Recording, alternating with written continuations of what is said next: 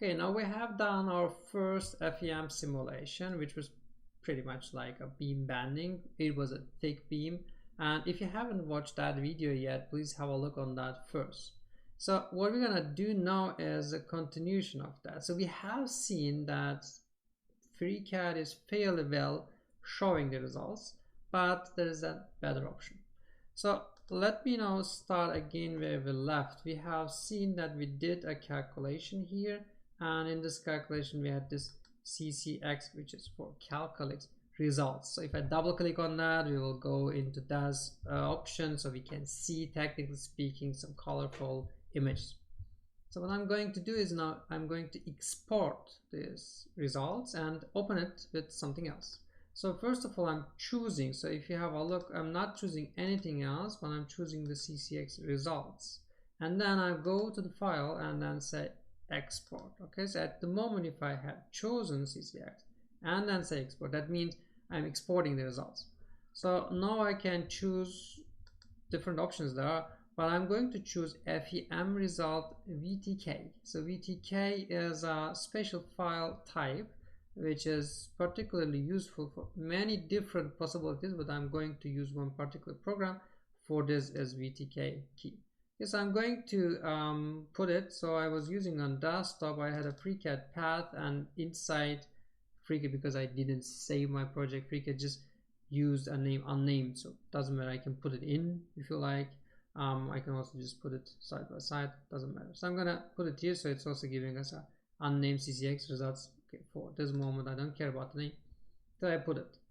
And now I'm done with Freecad. So I want to, I can close it if I want. I want to use something else which is called ParaView. Okay, in order to do that, so you need to download ParaView as well. So ParaView is one of the golden standard program which is used for visualization. Of course, every commercial program we're doing FEM, and so they have some visualization possibilities, but ParaView is by far most the best one. Why is this so? Because we are not going to use these kind of features, but technically speaking, what you can do by ParaView is you have a cluster or you have a computing server, and you do a large computation there, a computation of many days. You know, you have used so many elements. You remember we have talked about why not to use a lot of elements so it has a better accuracy, and you can say I want to use more elements and more elements, but after roughly speaking 30,000 40,000 your laptop will struggle, so you will have some computing boundaries. So what you want to do is, if you really want to have that simulation, you can rent or own a computing platform like a server, which is a powerful machine, and you can do the simulation there, which is fine. But then if you want to visualize the results, then you need to download all those maybe terabytes of data. So you need to download to your computer, but you don't have the space in your computer to download the results in order just to show the results. What you can do with ParaView is that here this solving the problem. So you can open the ParaView in the server, and then you can open the ParaView in your laptop, and then without downloading the data, you can really visualize the data. And this kind of key features that you can do, even you can do multi-threading and so on, is why ParaView was so successful. And then after being successful, they put some more technicalities on top of that, none of the other stuff is like holding with that. So like rendering, animations, videos, and so on and so on. It's all about nice visualization. Good news, it's freeware, so you can simply download and use it without paying anything at all. So the website is paraview.org, and if you go to this downloads, right, so if you click on downloads, you're gonna see you can give your email address if you want to, but you don't have to. Just scroll down and you can choose the version you want, no matter what you want. So these are the stable releases, and there's also a nightly one, which is like many people are developing on that. So every night there's maybe every week there's another version, but they don't have to be stable. So it's better to use one of these ones. Normally the suggested one is the latest stable version, but again, because I talked about the scenario that you have a server which has a parallel where you want to have a specific version of that, because of that all the older versions are also there. So if you choose it, then technically speaking you can also choose here the operating system. It's for all known operating systems possible to download. So I have a Linux here, so I have downloaded that, and I don't need to install again, so I'm gonna open it here. Okay, so now here's the Power View. My version is 5.9, and we see the nice graphical user interface. So what I want to do now is I want to open the file that we have saved. So I can use simply open, or you can also use drag and drop. So you can open the folder and drag and drop the file in it. So I'm going to open this one, and that was on the desktop right here, Freecad, and then we have this unnamed results VTK. Okay, so it has a lot of different files that you can open. So we have used the VTK, and now I have opened the file, but you don't see anything. So why? Because I need to press apply here. So if I press apply, then we see the beam. So I can use the left mouse click and then rotate the stuff. So we see here the structure. It has a little bit better rendering options. So it is actually also using perspective, so it's more realistic other than what we have seen in Freecad and so on. If you don't believe me, so I can switch off the perspective, right? So then you see this was actually what Freecad's showing in the perspective view, which is not that realistic. So this is the realistic way of seeing it, which is far away, is a little bit small. So then I can of course show all the results here. For example, displacement I can show. So now you see the colors are a little bit different, and we have a label, we have the legend. So this is nice because you see I can move the legend here, and because legend is good, so I know about what is red, right? So this red means nearly 2 millimeter, because we have used millimeter, 2 millimeter of bending. So it's a deflection around 2 millimeters. It has a better idea of the magnitude of the displacement. So you can do a lot of different stuff. So first of all, I want to show here is these icons. So if I can have a color map, so the second one. So I can, by the way, just get it out or in. So in default it comes in if you choose a color here, and I can choose the magnitude, but I can also say show me only the Y displacement, so which is technically the displacement that we have because of the force was in the direction of Y, but I can say show me the X displacement. So you see, of course we have some colors, there are always some colors, but the meaning of the color is it's just a tiny displacement. The whole large displacement are along Y. So I can also show the Z. Again, Z is nearly 0. You don't care about the Z. You can show the magnitude, which is equivalent to Y, and I can see it quickly here. I can show the surface, which is most of the case the best one, but I can also show with edges. So that means the mesh. We can see the mesh here as well. So if you want, you can cut it. You can say want to cut it like the clip. Okay, I'm going to cut it, so like this one. See, so if I want to cut and then show the edges, it will look ugly because it is cutting along the plane. But I can say, yeah, I want to have a better one. So you see on the left down there's a crinkle clip, so I can use the crinkle clip and say apply. Every time I say apply, then it is cutting by respecting the elements as well. Then you see how the elements are formed. Now you can also see inside how the elements are, three-dimensional elements are formed. So on the surface you have inside it is getting a little bit coarser. That's always the program, the mesh, the Gmesh.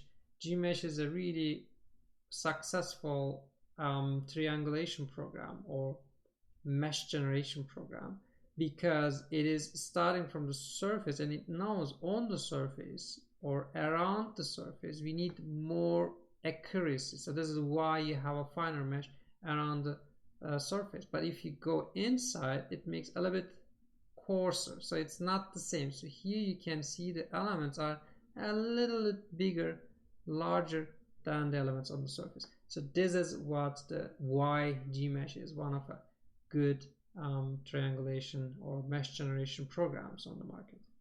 So okay, I don't want to have the clip, so I can go click on that. I can use the I and get rid of it, or I can simply click and then use delete and then get rid of it. Okay, so I'm also not gonna show the surface with edges, it's too much. Of course there are also other stuff, so you can show a wireframe, which is like only the mesh, not the volume. It's a bit difficult to see. If you have many objects, maybe it's good. And or you can show the outline, so only the outline, not the mesh at all. I'm gonna show surface, so and then I want to see the displacement as well.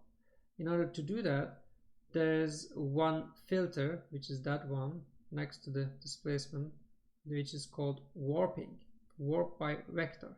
Okay, so this is a simulation where we are trying to visualize displacement. Okay, this is a possibility, but Parallel is not done only of displacement, it's done for visualizing any kind of solution. So we can use warp if there's a vector, and displacement is a vector, so I can use the warping and click on that, and now it has chosen the vector, so there's only one vector among the whole different simulation results, and displacement is a vector. This is why Parallel by default have chosen the displacement. And I can say apply, and now we see the displacement. I can also show at the same time by using the eye next to the this icon. I can show both of them, or I can even say, yeah, I want to see both of them, but the one which is not deformed, the first one, I want to use a solid color. That not looking really nice. It shows us a little bit the information. So because it doesn't look nice, I can use maybe the outline. It looks a bit better. And of course I can, if I like this, so I can do a screenshot as well. Before doing the screenshot, I don't like this label, right? So this label doesn't look like professional, so we can do a bit better. For example, the fonts are too small. I can make it larger, by the way, see, so I can make it smaller or larger like this. But I want to change also what's written on that displacement magnitude. It's too long. So what I can do is I need to select the warp by vector, because this is the one which is using the colors. And now I can go to this label. So on the first one is the toggling the label, so I can show it on and off. And next one is like editing. So I'm gonna edit the color map, and there's different possibilities here. For example, number of values, right? So I can use, in order to give it a demonstration, I'm going to use only 3, so then you will understand immediately what that means. So I'm using only 3 colors. So of course, nice gradual showing of the displacement is not there. I need to use at least 50 or 100, so default is 256. What I can do is also I can change the colors. I can even change the color distribution, so I can like use this one and put it like more here, more blue or so. And there are a bunch of also other possibilities. There are also default ones, so I can use on the right here, you have different options, and one of them has, really difficult to see, but one of them has a heart on it, so this is your favorite one if you like. So, and you can choose one of the already saved ones. So I'm going to try to show both of them at the same time. You can use a different color, okay? And if you don't like one of them, you can also have a look on the right top. These are the default ones, but you can have other ones, or you can show all of them. Okay, so you have a bunch of different color possibilities. I'm pretty sure that everyone will find something which you like. Okay, let's choose something, and what I want to have is like a change of this legend. So this is like on right top here you see, and edit E, there's an E on the legend, which is because of edit. If you click on that, the window location is any location, so I can really drag and try to put somewhere else. If you want, you can also choose one of these locations. It is changing the orientation. If I put on top, this makes horizontal.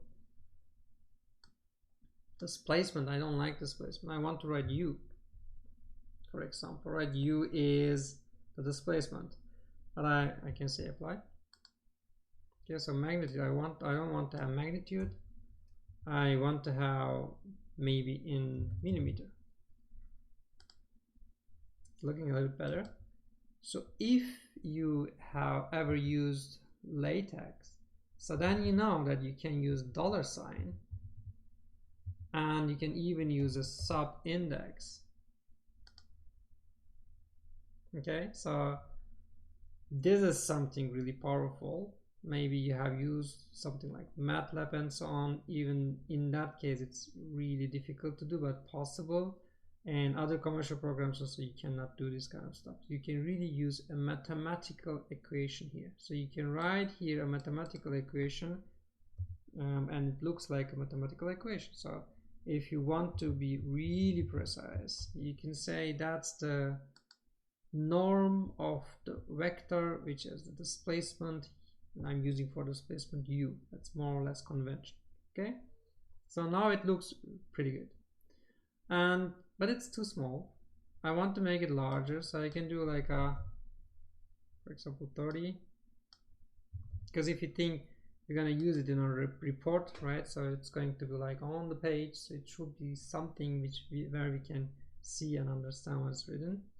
And even if you don't like the way of writing, if you don't like Arial fonts, then you can also choose something else. Maybe you're a really serious person and want to use Times, or a bit more modern is like Courier.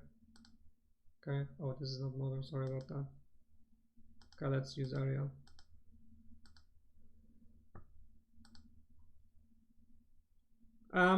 Of course, you can do also other stuff, and if you see here, this is written like 1.9 E. This is like engineering way of writing. This is like 10 to the 0, which is somehow not so nice. I'm going to change that, so I can use the range label. This is the range label, and not instead of E, I can use a float F, right? So then it's 1.9. So I can also use after dot 1, I can use a 2, then I will see 2 digits after comma, which is dot in English. Okay, so you can also use for the label format here something like that. Now I will have different, how many digits after dot is here different, so I don't want to have a difference, so I want to use 2 as well. Then I will have a nice consistent legend here. Okay, so I can make it thicker if I like, so it doesn't matter, it's just a personal opinion. You can make it thicker or thinner, and also the length, you can also choose the length later directly on the graphics. So that's it. So now we have something which is looking a bit better, maybe so. Of course, I can change the number of them and so on. I can play all the day long whenever I want, but if I'm happy what I see here and I want to have a nice screenshot, so I can go to File and say Save Screenshot, and now I can go, okay, let's go to the same desktop FreeCAD path, doesn't matter. Of course, I can choose different versions. For example, let's choose PNG, and that let's use very important results, any name. So if I say okay, it will give me some options, and these options are really nice because first of all, I can have a transparent background, which is particularly useful because I mean, if you have a look, it's gray, and if you put this as a picture on a report, which is normally having a white paper, it doesn't look good. So you can use transparent background. But the problem is that's the best issue. But the problem is you have here white, because it's gray on gray, it's white is nice. So you have white colored legend. So what we can do is we can change the color palette.